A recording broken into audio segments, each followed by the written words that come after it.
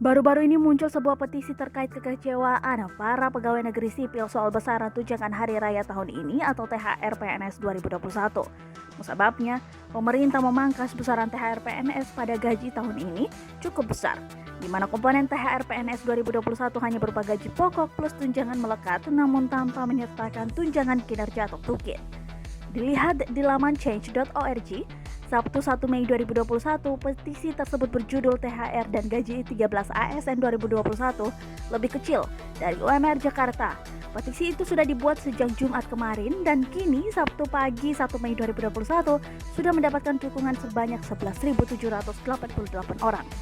Petisi dialamatkan kepada Presiden Joko Widodo, Menteri Keuangan Sri Mulyani, Ketua DPR, dan para Wakil Ketua DPR. Menteri Keuangan SMI telah memberikan statement bahwa THR dan gaji ke-13 ASN tahun 2021 hanya diberikan sebesar gaji pokoknya saja, tulis Romansyah dalam petisinya.